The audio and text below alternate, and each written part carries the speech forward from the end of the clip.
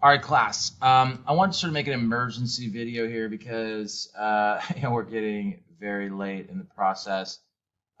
Things are due Thursday, um, midnight. I don't think it's midnight our time. I think it's midnight like Eastern time or Central time, but I would make that 9 o'clock our time. But get it in before then. Get it in before then. But in particular, a couple things that have come up here, and one is. It's that last row six about, talking about your function with two different inputs.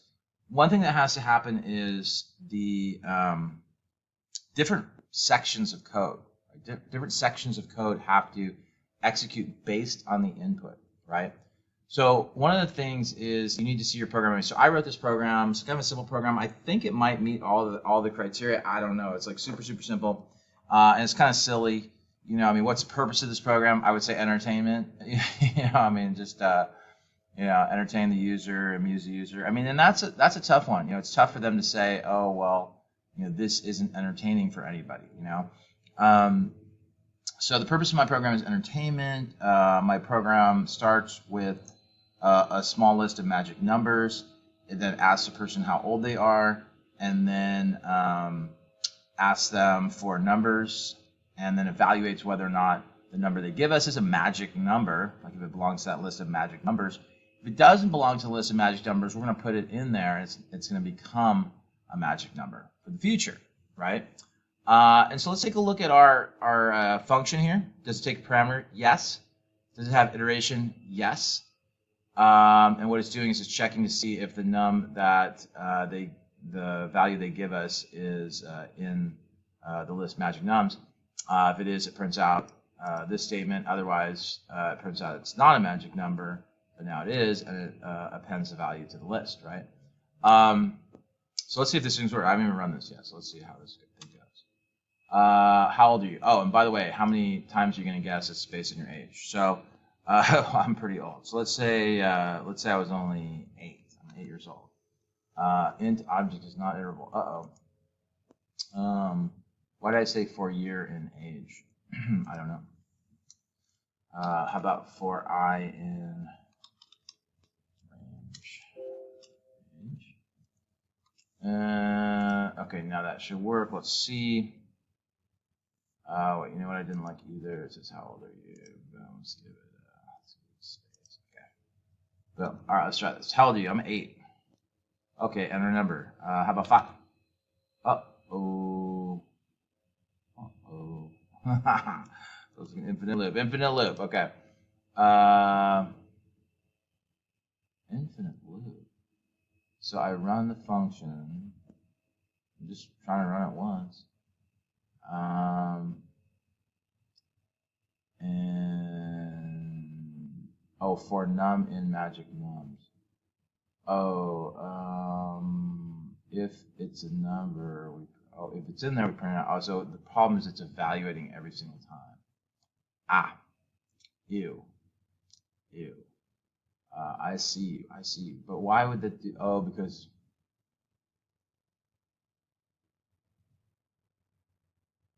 I feel like it would stop at some point.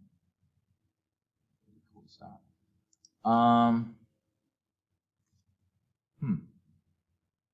Let's see. I don't know. I don't know if there's a better way to do this, but I'm gonna say x equals false, right? And then let's grab this stuff. We'll do it at the end.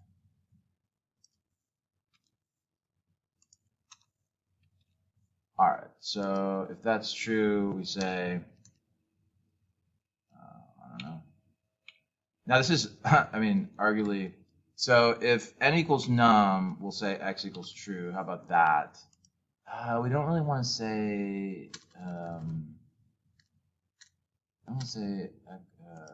We just want to make it true if it's found in there, and then we could say something like, if x equals true, right? Then we're going to print out, hey, great, this is a magic number. Otherwise, we'll do what we were going to do, right?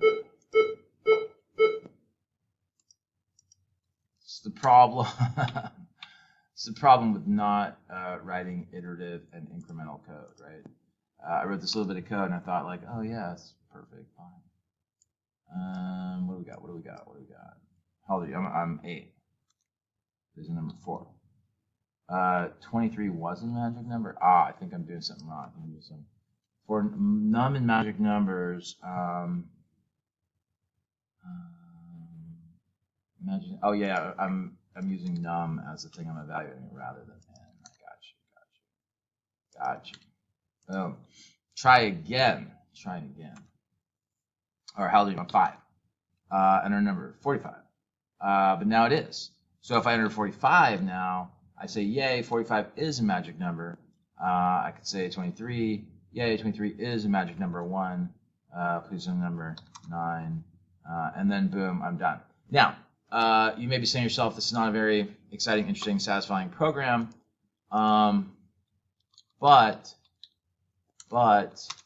it might just meet all the criteria. Now, the main reason I want to show you this, though, is for part D, right, to get the point for row 6, what I could do is I could say, well, you know, given the way that this program starts with like 16, 17, 23, if I were to say enter a number like 23 and my function has 23 in it, it will print out, yay, 23 is a magic number. And the reason it prints out is because this specific body executes, right? And then also this specific section of code executes, right? So these two sections of code execute if the input is 23, right? What happens when the input was 45? When 45 was the input, this body of code executes, right? And so what happens is I have different bodies of code executing based on the input, and I can show that to you. And I also get different output, right? So that's what you need to be showing with part D. You need to be showing that your input causes different sections of code in your function to execute. Hopefully that makes sense. If you have any questions about it, please ask. I don't know how helpful that was. Boom, start that meeting.